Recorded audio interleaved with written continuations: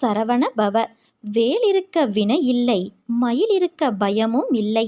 உன்னை வாழ வைப்பது உன் தந்தை முருகனான என்னுடைய பொறுப்பு. சட்டென நீ என்னுடைய வேலை தொட்டுவிட்டாயல்லவா? இன்றைய செவ்வாய் வாக்கு ஒருபோதும் பொய்க்காது. நிச்சயம் அது பழித்தே தீரும். உன் வாழ்க்கையை நீ வாழத்தான் போகிறாய் என் தங்கமே. கலங்காதே. உன் தந்தையான நான் நிச்சயம் உன்னை கரை சேர்ப்பேன். நானே கதி என்று இருக்கும் உன்னை எப்படி பாதையில் விடுவேன்? இன்னும் சிறிது காலத்தில் நீ எதிர்பார்த்தது உன் கையில் வந்து சேரும். கவலைப்படாதே.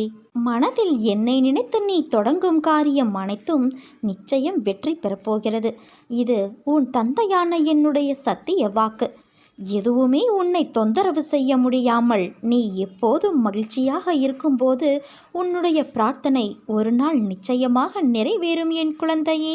நான் எப்போது என் கரம் கொண்டு உன்னை இழுத்து வந்தேனோ மறுகணமே உனக்கு பிடித்த விஷயங்கள், நீ விரும்பிய வாழ்க்கை, நீ விரும்பினாலும் விரும்பாவிட்டாலும் உனக்கு நான் வழங்குவேன்.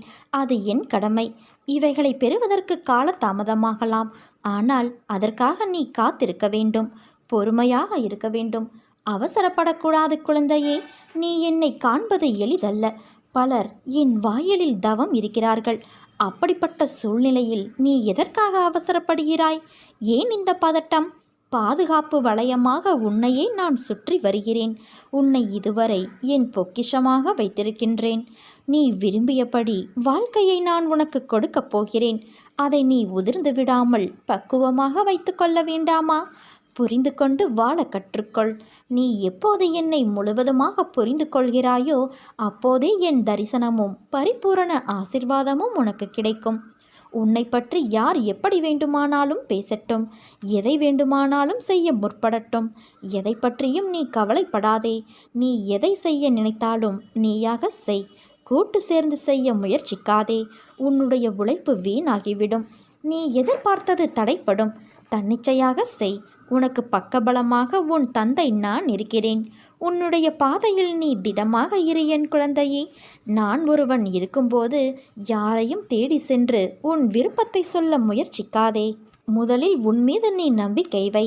உன் மீது வைக்கின்ற நம்பிக்கையே என் மீது நீ வைக்கின்ற நம்பிக்கையாகும். இனி வரும் தருணத்தில் ஜெயிக்கப் போவது நீயாக இருப்பாய். என்னால் எதுவும் முடியும் என்று நம்பிக்கையோடு இரு. நிச்சயம் அது முடியும். காரணம் உன்னில் இருப்பது நீ அல்ல, நான். உனக்கு பக்கபலமாக உன்னுடைய நிழலாக உன் தந்தையான நான் தான் இருக்கிறேன். ஒன்றை மட்டும் தெளிவாக புரிந்து கொள். மென்மையான மனம் படைத்தவர்கள் மட்டுமே என் பக்தர்களாக முடியும். இவர்கள்தான் எளிதில் கஷ்டப்படுகிறவர்களாக இருக்கிறார்கள். கடவுளால் காக்கப்படுகிற இவர்கள் கடவுள் பெயரால் ஏமாற்றப்படுகிறவர்களாகவும் ஆகிறார்கள்.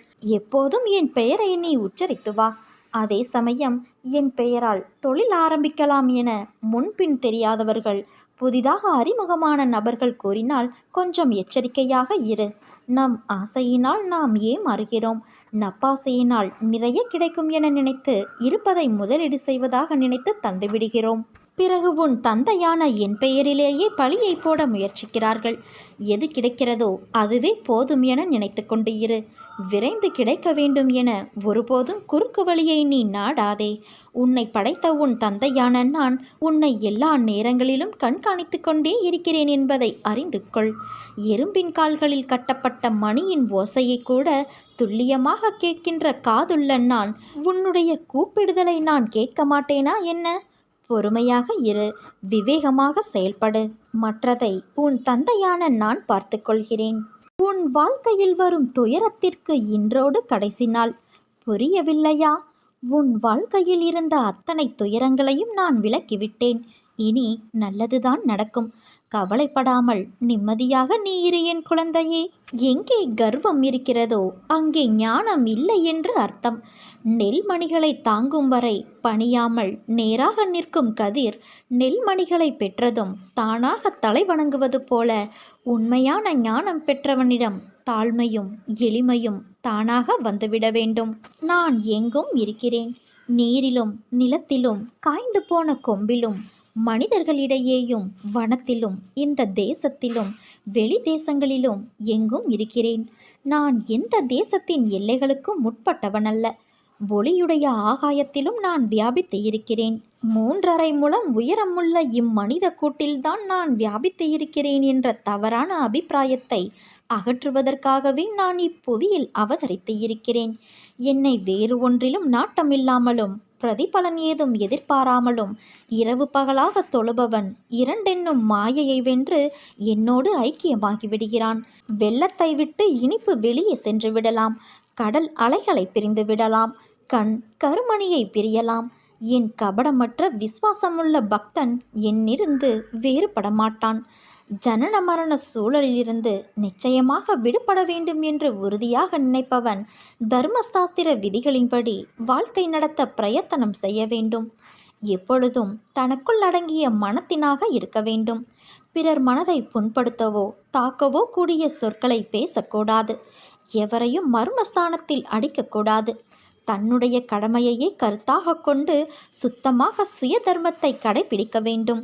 உன்னுடைய மனதையும் புத்தியையும் என்னிடம் சமர்ப்பணம் செய்துவிட்டு என்னையே எப்பொழுதும் நினைத்து கொண்டு இரு.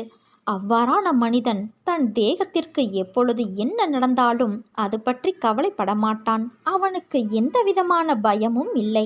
எவன் ஒருவன் வேறு ஒன்றிலும் நாட்டமில்லாது என்னையே வரித்து என்னுடைய புண்ணிய கதைகளை கேட்டுக்கொண்டு என்னுள் அந்நியமான எதிலும் ஈடுபாடு கொள்ளாது இருக்கிறானோ அவன் இறைவனோடு ஒன்றி விடுகிறான். துயரம் என்பது நீ ஓடும் வரை உன்னை துரத்துவது. ஒருமுறை நீ ஓடிய இடத்தில் நின்று பார், அது உன்னை என்ன செய்கிறது என்று. அது உன்னை சீண்டி உன் பக்கம் நெருங்கும்போது நீ ஒரு அடி பின்னால் எடுத்து வை. நான் சொல்வதை கொஞ்சம் கூர்மையாக கேள். பின்னே அடி எடுத்து வைக்கும் உன் மனதில் நம்பிக்கை, பொறுமை, போராடும் தைரியமும் வேண்டும் என்று முனைப்போடு முன்னே செல்.